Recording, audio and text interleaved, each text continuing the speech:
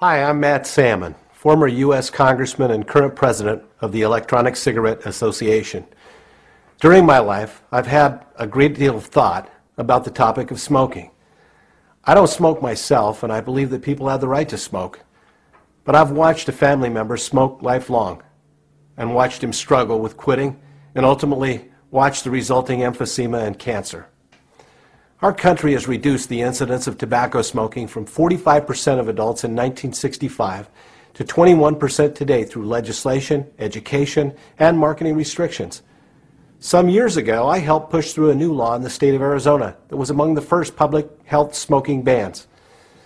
Later in 2000, I was named Congressman of the Year by the American Cancer Society. Despite gallant efforts by many good organizations and people, including some of my own, the reality is a lot of people, 45.8 million in the U.S. to be exact, still smoke tobacco. What this tells me, and what it should tell you, is that the two options that smokers have had for a very long time, the option of continuing to smoke tobacco at certain peril, and the option to quit smoking altogether, are simply not enough to address consumer needs and to improve public health. To that end, for the past few years, I've followed a revolutionary new idea called electronic cigarettes. A board-certified physician named Dr. David Barron, who has been the chief of staff at the UCLA Medical Center, says that he has never seen a product, ever, that stands to save as many lives as electronic cigarettes. If you haven't seen an electronic cigarette before, here's what one looks like. It is battery-powered and looks like a cigarette. Hundreds of thousands of people around the country using them say they feel and taste like a cigarette too. Because they aren't ignited, electronic cigarettes don't produce secondhand smoke or lingering acrid odor. The vapor they emit contains only 20 ingredients, all of which are considered safe for human consumption, including nicotine. Whereas tobacco smoke contains 4,000 ingredients, including arsenic and carbon monoxide and dozens of ingredients that cause cancer. In short, electronic cigarettes are a significantly better alternative to tobacco smoking.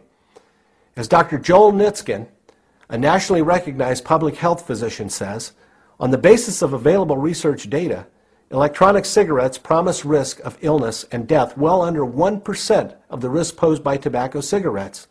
Or, as David Sweener, a global harm reduction expert, has said, anyone who thinks tobacco cigarettes are no more hazardous than electronic cigarettes should take a remedial course in basic sciences. You're sure to hear a great deal of buzz about electronic cigarettes. Some will be mistruths from abolitionists or from those whose perilous or ineffective products and market share will be jeopardized. Others will seek a safe harbor through the interpretation of law or the hand of regulation. I suppose competition in this form is to be expected. Whatever is said, remember this. Withholding electronic cigarettes from the market is like telling someone who chooses to smoke that his or her only legal option is to smoke tobacco, which is the leading form of preventable death in the United States and is responsible for 400,000 deaths per year, more than AIDS, drugs, homicides, fires, and auto accidents combined. So whether you smoke or not, I know you recognize that the message is wrong, and it cannot be a good thing. Finally, I wish I could share with you today the enormous outpouring and steady stream of stories we hear from people who use electronic cigarettes. You would hear statements like, "Thank you. You saved my life. Where have you been all this time? I feel better than ever." Almost universally, these are the words of longtime middle-aged tobacco smokers who have not been able to or willing to quit, but who are feeling the ravages of tobacco smoking and who are seeking a better alternative. My job as the president of the Electronic Cigarette Association is to help establish the industry's standards of good practice. As our dynamic and budding industry works toward that goal, we realize that harm reduction approaches in public health, like electronic cigarettes, will be criticized for condoning activity some have spent careers trying to eliminate.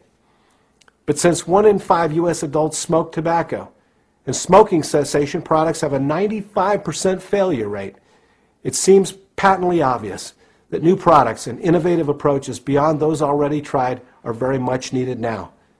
With that in mind, I hope you will join me and the many companies in good standing in our industry by thinking first of the needs of consumers over special interests, by putting public health ahead of stifling process, and by embracing the first true innovation in a centuries-old space.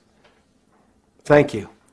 And if you'd like to share your thoughts with me, I would welcome them at salmonbetterway@gmail.com. That's SALMONBETTERWAY @gmail.com. Thank you.